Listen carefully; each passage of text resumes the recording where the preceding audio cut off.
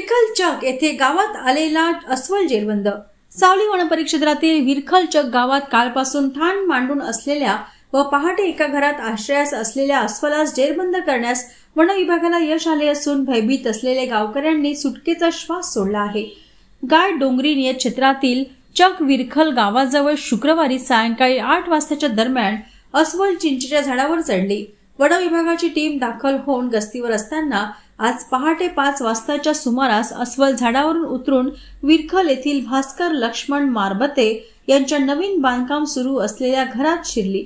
गस्तीवर असलेल्या वन कर्मचारी यांनी तात्काळ सदर घराचे दरवाजे बंद केले व याबाबत वरिष्ठ वनाधिकारी यांना माहिती दिली।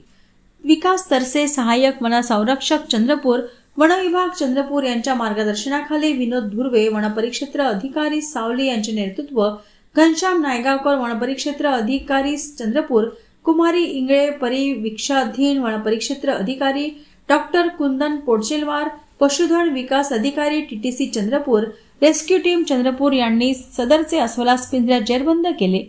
सदरचे कामी राखुंडे, क्षेत्रसहाय्यक व्याहाळ पाटील, क्षेत्रसहाय्यक पाथरी, एकनाथ खुडे, वनरक्षक गाय डोंगरी, वनरक्षक भोला सोनेकर, अविनाश नाने, महादेव मुंडे, डांगे कराड, सुषमा मेश्राम व पीआरटी निफंद्रा, गवरला शिरसी व ईश्वर गंडाटे आणि इतर वन कर्मचारी व गावकरी यांनी मोलाचे सहकार्य केले।